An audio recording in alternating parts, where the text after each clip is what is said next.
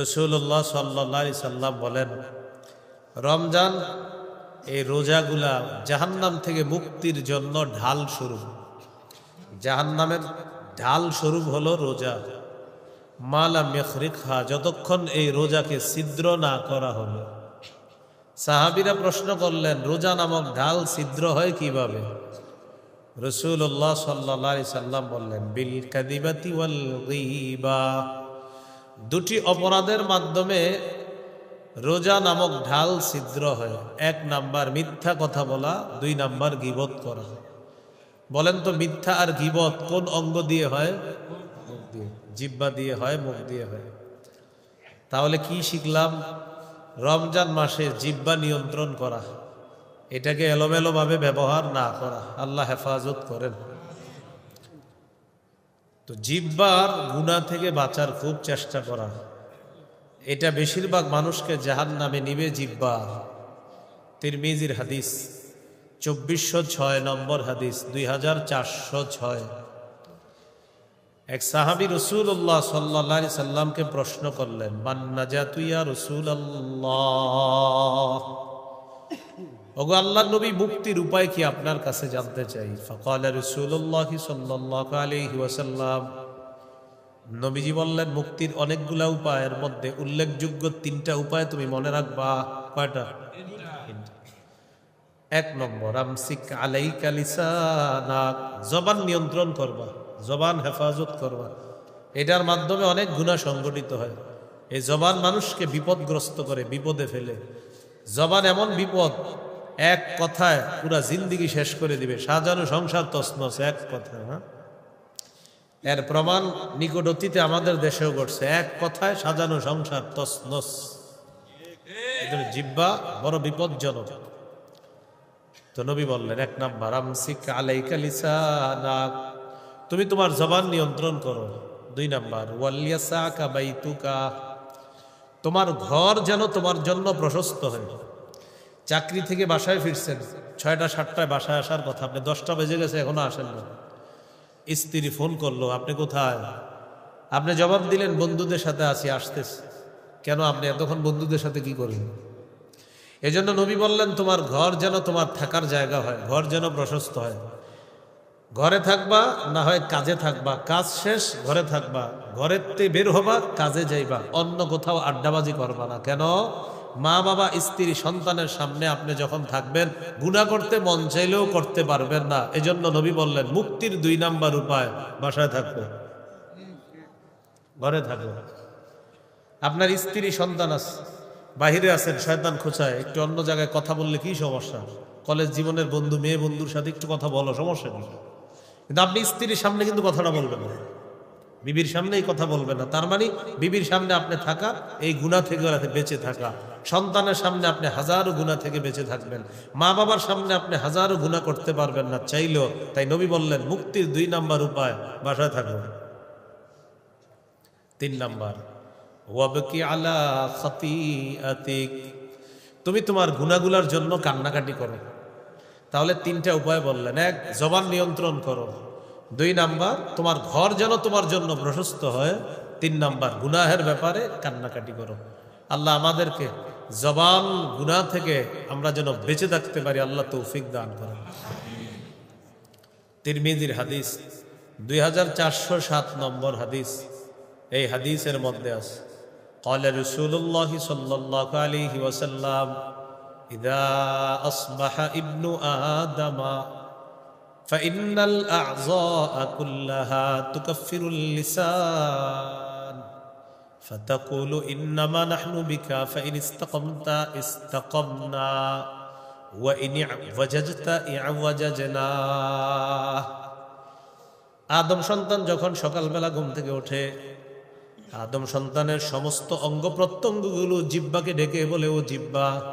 পা জিহ্বাকে ডাক দেয়, হাত জিহ্বাকে ডাক দেয়, কান জিহ্বাকে ডাক দেয়, চোখ জিহ্বাকে ডাক দেয়, নাক জিহ্বাকে ডাক দিয়ে বলে, ও জিহ্বা, ইন্নামা নাহনু বিকা, আমরা কিন্তু তোমার অনুসারী। সবাই, সবগুলো অঙ্গ প্রত্যঙ্গ বলে, ও জিহ্বা, আমরা তোমার মাধ্যমে নিয়ন্ত্রণ। ফাইন ইসতাকামতা ইসতাকামনা, তুমি ঠিক থাকলে আমরা ঠিক, ওয়া ইন ওয়াজাজতা ওয়াজাজনা, তুমি যদি বাঁকা হয়ে যাও আমরাও বাঁকা, তুমি বাঁকা হয়ে গেলে আমরাও বাঁকা। ভাই এই পরিমাণ সুদ দিতে পারবেন? তার একজনে কয় ছি ছি, এগুলা কি? জবান আপনাকে সুদের কাজ করতে বলল, এবার জবান দিয়ে সুদের আলোচনা হলো, সুদের টাকা আনতে যাবেন, এবার পা দিয়ে আনতে যাবেন, পা দিয়ে গেলেন, এবার হাত দিয়ে স্পর্শ করলেন, চোখ দিয়ে দেখলেন, কান দিয়ে সুদের কথাটা আপনি শুনলেন। এই যে সুদের কাজ কারবারগুলো আপনি সেখানে করতে গেলেন, অঙ্গ প্রত্যঙ্গগুলো আপনাকে সকালে বলেছিল ও জিহ্বা আমরা তোমার দ্বারা নিয়ন্ত্রিত, তুমি সোজা থাকলে আমরা সোজা, তুমি বাঁকা হয়ে গেলে আমরা বাঁকা। এই জন্য নবীজি বলেছেন জিহ্বার কারণে বেশিরভাগ মানুষ জাহান্নামে যায়। তাহলে আবার ফিরে আসি, রমজানের রোজা ছিদ্র হয় কয় অপরাধে? মিথ্যা বলা, গীবত করা। মিথ্যা গীবত কি দিয়ে হয়? জিহ্বা দিয়ে হয়। আল্লাহ জিহ্বার গুনাহ থেকে আমাদেরকে হেফাজত করেন। তিরমিজির হাদিস 2408 নম্বর হাদিস, قال رسول الله صلى الله عليه وسلم من يتكفل لي ما بين لحييه وما بين رجليه أتكفل له بالجنة। কোন ব্যক্তি যদি দুটি অঙ্গের গুনাহ মুক্তির নিশ্চয়তা আমাকে দিয়ে দেয়, একটা হলো সে জবান দিয়ে গুনাহ করে নাই, আরেকটা হলো লজ্জাস্থান দিয়ে গুনাহ করে নাই, দুই চোয়ালের মাঝে তথা জবান দিয়ে সে গুনাহ না করার জিম্মাদার হয়ে গিয়েছে, আরেকটা হলো দুই রানের মাঝের লজ্জাস্থানের এই অঙ্গ দিয়ে সে গুনাহ না করার নিশ্চয়তা দিয়েছে নবীকে। নবী বলেন আতাকাফফালু লাহু বিল জান্নাহ, আমি তাকে জান্নাতে নেওয়ার জিম্মাদার হয়ে যাব। তিরমিজির হাদিস 2409 নম্বর হাদিস, قال رسول الله صلى الله عليه وسلم من وقاه الله شر ما بين لحييه وما بين رجليه دخل الجنة। আল্লাহ তাআলা যদি কোনো ব্যক্তিকে জবানের অনিষ্টতা আর লজ্জাস্থানের অনিষ্টতা থেকে হেফাজত করে, ওই ব্যক্তি মৃত্যুবরণ করবে, জান্নাতে প্রবেশ করবে। তিরমিজির হাদিস 2410, এক সাহাবী নবীকে প্রশ্ন করলেন, হাদ্দিসনি বিআমালিন আ'তাসিমু বিহি ইয়া রাসূলুল্লাহ। ইয়া রাসূলুল্লাহ, এমন একটা আমল আমাকে আপনি বলেন যে আমলটা আমি মজবুতভাবে ধরে রাখবো। নবীজি বললেন কুর রব্বি আল্লাহ সুম্মা ইসতাকিম, তুমি বলো আমার রব আল্লাহ। বলি আমরা সবাই আমাদের রব আল্লাহ। নবীর কাছ থেকে আমল শিখতে চাইছে, হুজুর একটা বিষয় বলেন যেটা আমি মজবুতভাবে ধরে রাখবো। নবীজি বললেন কুর রব্বি আল্লাহ সুম্মা ইসতাকিম, তুমি বলো আমার রব আল্লাহ, এই কথার উপর তুমি অটল থাকবা। তুমি বলো আমার রব আল্লাহ, এটার উপর তুমি অটল থাকবা, সারা জীবন এটা মজবুতভাবে ধরে রাখবা। এবার সাহাবী প্রশ্ন করলেন, মা আখওয়াফু মা তাখাফু আলাইয়া ইয়া রাসূলুল্লাহ। ইয়া রাসূলুল্লাহ, আমার জন্য সবচেয়ে বিপজ্জনক বিষয় কোনটি আপনি মনে করেন? আপনার কাছে জানতে চাই আমার কাছে সবচেয়ে বিপজ্জনক অংশ কোনটা হুজুর? আপনি আমার ব্যাপারে সবচেয়ে বিপজ্জনক কোনটাকে মনে করেন? নবীজি কি করলেন দেখেন, আমার দিকে তাকান। আখাযা বিলিসানি নাফসিহি, নিজের জিহ্বাটা ধরলেন নবী, এভাবে ধরে বললেন হাযা, ও সাহাবী এটা এটা এটা এটা তোমার বিপজ্জনক অঙ্গ সবচেয়ে এটা এটা। সাহাবী বললেন আমার বিপজ্জনক অঙ্গ কোনটা? নবীজি বললেন এটা এটা তোমার সবচেয়ে বিপজ্জনক অংশ, এই জিহ্বা, এটা তুমি নিয়ন্ত্রণ রাখবা, না হয় এটা তোমাকে জাহান্নামে নিয়ে ছাড়বে। বলি নাউজুবিল্লাহ। তিরমিজির হাদিস 2616 নম্বর হাদিস, 2616 এই হাদিসের মধ্যে আসছে রাসূলুল্লাহ সাল্লাল্লাহু আলাইহি সাল্লামের এক সাহাবী, তার নাম মুআজ ইবনু জাবাল রাদিয়াল্লাহু তাআলা, তিনি বলেন কুনতু মা রাসূলিল্লাহি সাল্লাল্লাহু আলাইহি ওয়াসাল্লাম ফি সাফারিন ফাসবাহতু ইয়াওমান করিবাম মিনহু ওয়া নাহনু নাসির। একবার রাসূলুল্লাহ সাল্লাল্লাহু আলাইহি সাল্লামের সাথে সফরে ছিলাম, সকালবেলা আমি নবীর কাছাকাছি চলে গেলাম। আমি নবীজিকে বললাম আখবিরনি বিআমালিন ইউদখিলুনিল জান্নাতা ওয়া ইউবাঈদুনি মিনান নার। ওগো আল্লাহর নবী, আপনার কাছে আমি জানতে চাই এমন একটা আমলের বিষয়ে যেটা আমাকে জান্নাতে নিয়ে যাবে আর জাহান্নাম থেকে দূরে রাখবে, এমন কিছু ওয়াজ আপনি আমাকে করেন। তো রাসূল সাল্লাল্লাহু আলাইহি সাল্লাম ওয়াজগুলা কি করতেছে একটু শোনেন। এক নাম্বার, তা'বুদুল্লাহ লা তুশরিকু বিহি শাইআ, তুমি আল্লাহর ইবাদত করবা, শিরিক করবা না। এই যে আজকে লাইলাতুন নিসফি মিন শাবান, এই রাতে আল্লাহ সবাইকে মাফ করে, 2 জন ছাড়া। কোন বর্ণনায় 5 জনের কথা আছে, বিশুদ্ধ বর্ণনায় আছে 2 জন। একজন হলো মুশরিক, আরেকজন হলো বিদ্বেষ পোষণকারী। মুশরিককে আল্লাহ মাফ করে না, ভাইয়ে ভাইয়ে বিদ্বেষ রাখে যে, তাকে আল্লাহ মাফ করে না।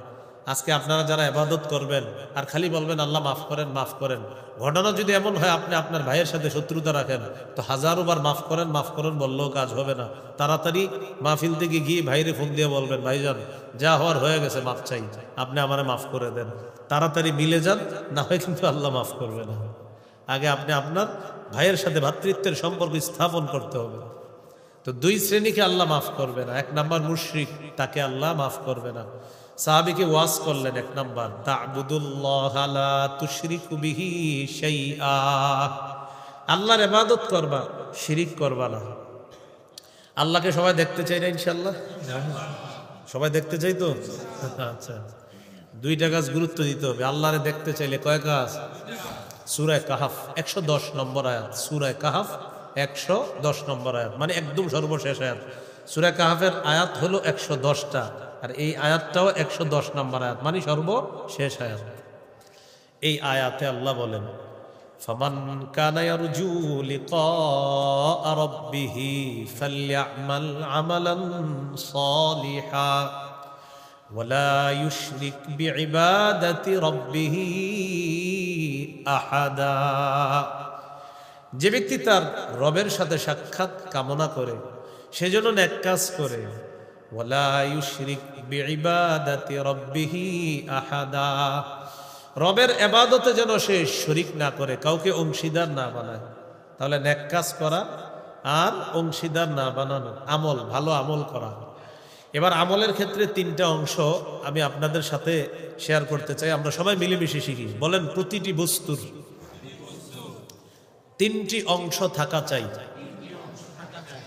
দেহ, আত্মা, ফলাফল। এবার আপনারা বলেন, বলেন আমল হলো দেহ, বিশুদ্ধ নিয়ত এবং ইখলাস।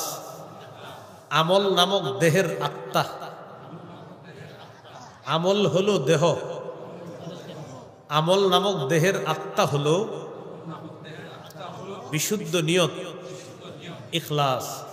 ফলাফল ওজনের পাল্লায় ভারী হওয়া, কি হওয়া? ভারী হওয়া।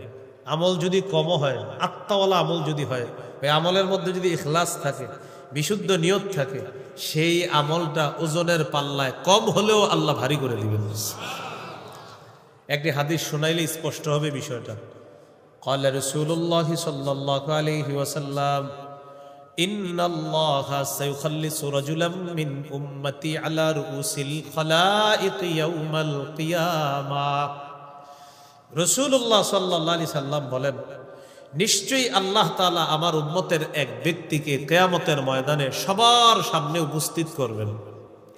করার পর ফায়ানশুরু আলাইহি 99 সিজিল্লা, ওই ব্যক্তির সামনে আল্লাহ তাআলা 99টা আমলের খাতা খুলে দিবেন। কয়টা? কুল্লু সিজিল্লিন মিসলু মাদ্দিল বাসর, প্রত্যেকটা আমলের খাতা দৃষ্টির শেষ সীমানা পর্যন্ত এত বড়। আল্লাহ তাআলা তাকে বলবেন, আতুনকিরু মিন হাদা শাইআ, আমলগুলা দেখো তো একটাও তুমি অস্বীকার করো কিনা। বান্দা বলবে, না মাবুদ, একটাও আমি অস্বীকার করি না। গুনার গুনাহ ভরা 99টা খাতায়, শুধু গুনাহ বেশি। ফাতুখরাজু বিতাকাতুন ফিহা আশহাদু আল্লা ইলাহা ইল্লাল্লাহ ওয়া আশহাদু আন্না মুহাম্মাদার রাসূলুল্লাহ। ছোট্ট একটা কাগজ বের করা হবে, কাগজের মধ্যে লেখা আশহাদু আল্লা ইলাহা ইল্লাল্লাহ ওয়া আশহাদু আন্না মুহাম্মাদার রাসূলুল্লাহ। 99টা বিশাল বড় খাতা, খাতার মধ্যে প্রচুর পরিমাণ গুনাহ ভরা। ছোট্ট একটা কাগজের মধ্যে ইখলাসওয়ালা আশহাদু আল্লা ইলাহা ইল্লাল্লাহ। আল্লাহ তাআলা বলবেন, উহদুর ওয়াজনাকা, ওজনের পাল্লার কাছে যাও। বান্দা বলবে, আল্লাহ এতগুলা খাতার সামনে আমার এই ছোট্ট কাগজটা কি হবে? আল্লাহ বলবে যাও তুমি।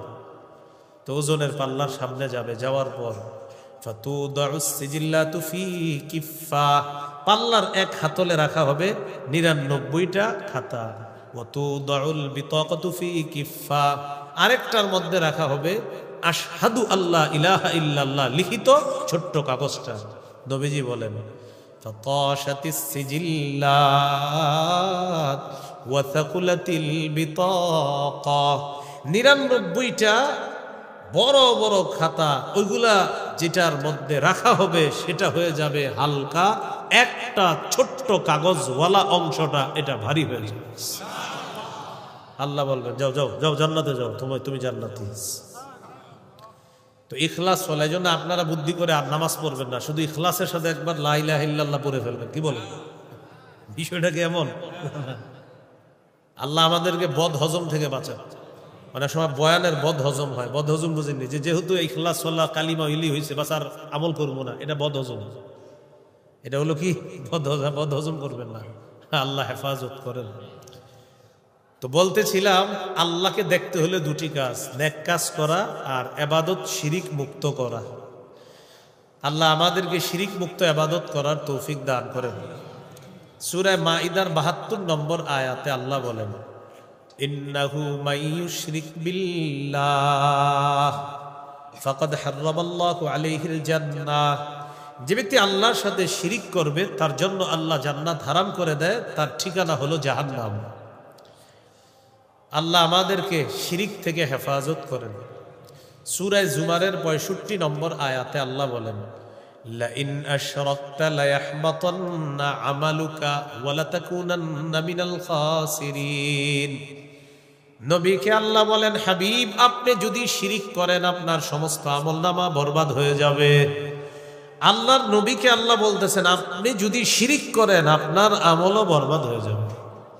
তাহলে শিরিক করা যাবে না। সহিহ বুখারীর বর্ণনা 6861 নম্বর হাদিস। এই হাদিসের মধ্যে আছে এক ব্যক্তি রাসূলুল্লাহ সাল্লাল্লাহু আলাইহি সাল্লামকে প্রশ্ন করলেন আইয়ুয যামবি আকবারু ইনদাল্লাহি ইয়া রাসূলুল্লাহ, ইয়া রাসূলুল্লাহ আল্লাহর কাছে সবচেয়ে বড় পাপ কোনটি আপনার কাছে জানতে চাই।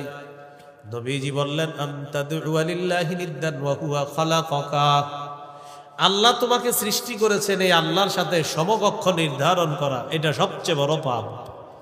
আল্লাহ তোমাকে সৃষ্টি করেছেন, আল্লাহর সাথে সমকক্ষ নির্ধারণ করা সবচেয়ে বড় পাপ।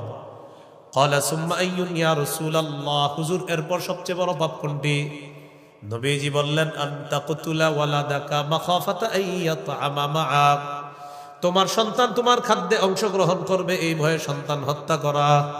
সন্তান তোমার খাদ্যে অংশগ্রহণ করবে এই ভয়ে সন্তান হত্যা করা। এরকম আসেনি হত্যা? হ্যাঁ, এক সন্তান হওয়ার পর 10 বছর আর সন্তান হয় না, না অন্য কিছু।